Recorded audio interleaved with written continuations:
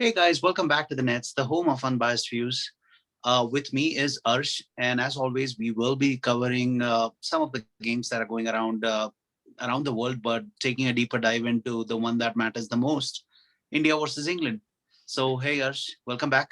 Hey man, before we go anywhere, please hit the like, please subscribe, please do whatever you can to spread the word out. That will mean a lot to us. So yeah, how has your Saturday been? So I don't know for Saturday been. Friday evening actually for me was yesterday, where I was staying up till 11:30 in the night to at least watch the first session, and was a little bit surprised with the team selection. I mean, I knew that there would be some changes, but Bumrah sitting out.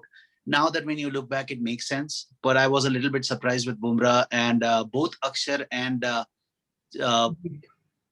Kuldeep getting a go. So a little bit unfortunate for Washington. And considering how the game has gone so far, I think Washington with the flatter trajectory and shooting the ball might have been effective on this pitch. But nonetheless, So Axar let's is back pretty much boys. Axar is pretty much similar, right? Axar is also the one who will shoot the ball in Yeah, and might just get a little more variety in the mix. So I'm happy with the team selection. I'm happy that Siraj is playing. He deserved the game. I'm really happy with how things went, and my predictions were right. Rohit Sharma gets one. He deserved a cup 200 for sure. So absolutely. The way Rohit was playing, it was like everybody else was on a different pitch, yeah, and and Rohit was playing on a different pitch altogether. he He makes was in his zone. he makes these things look. He makes tracks like these look so ordinary.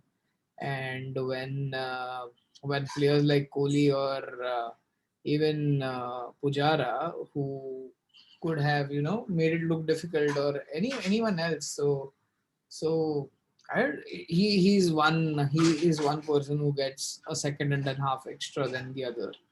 So The fact that the surprising thing for me was Rohit Sharma and sweep shots do not go naturally hand in hand. mhm. Rohit likes to use his feet, but yesterday we saw a different Rohit. And the hallmark of a champion is they always try to improve and adjust and suit to the game. Mhm. So trying to sweep the bowlers, and he was in his own different world altogether. He was, lazy elegance, if you call it. But those were the two players that were actually willing to sweep and willing to adapt. And it kind of shows you that the pitch is too paced. The ball, batsmen get enough time to watch the ball. Even though if the ball is doing something, it is doing from specific spots. But if you are willing to use your feet and or Oh God. uh, take it take it back to the bowlers, you can actually make runs out of this. Absolutely. What's your take on Kohli's wicket? That was the biggest one to go out on a duck. So Kohli's wicket, I think, because it was Virat Kohli, it is considered like a great ball. I think Moin was trying to keep that ball at the same length. hmm It was a poor shot by somebody who has just walked in, and on the fifth ball, he was trying to go for a booming drive.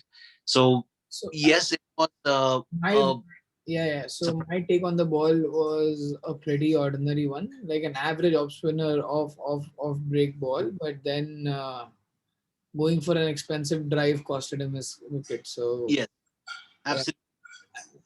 And now that we do have pretty much the last batting pair on, I think with the new ball, I think both Akshar and Pant are more than capable of putting at least another 30, 40 runs together.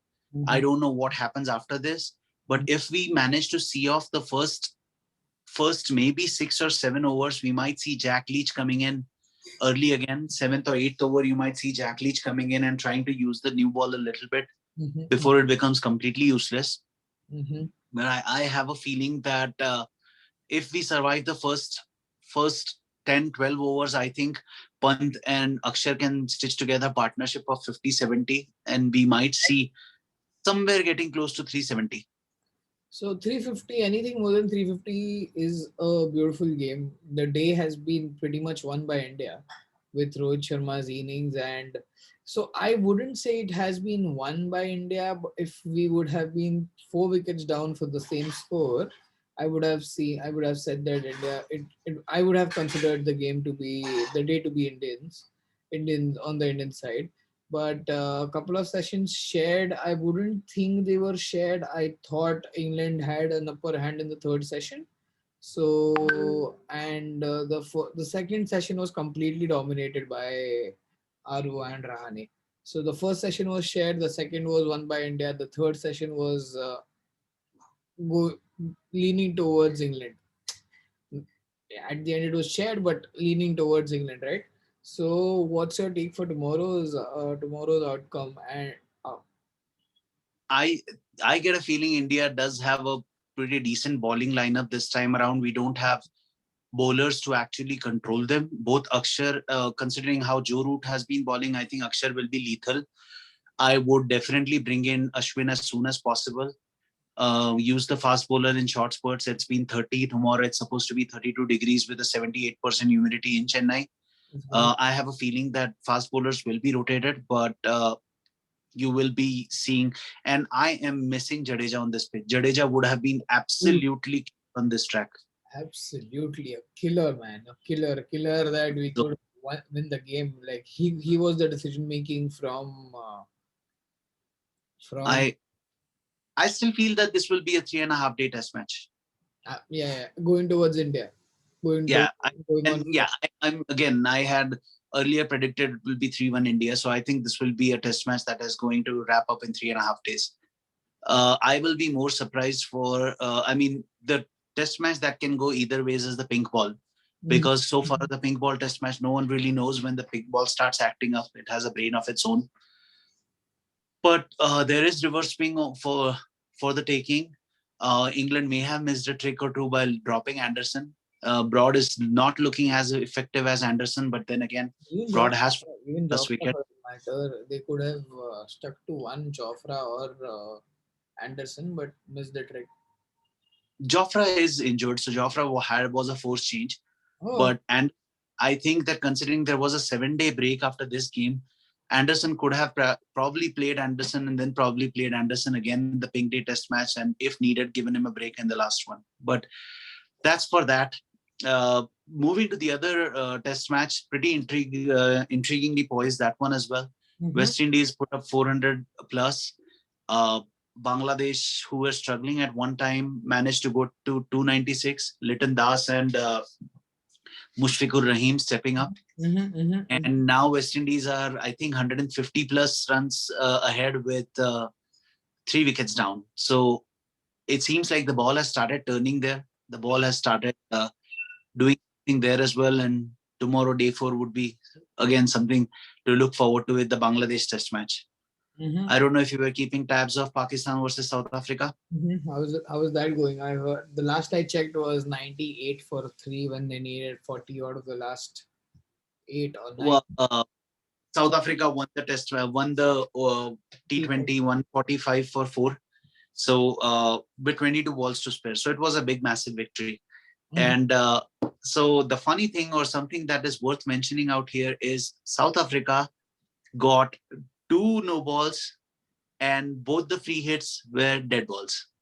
So they couldn't score anything of the both the follow up deliveries, which Why? was, I Why? don't know how many that has happened. Another fun thing that I did see was Tabrish bowled Dead balls in the sense.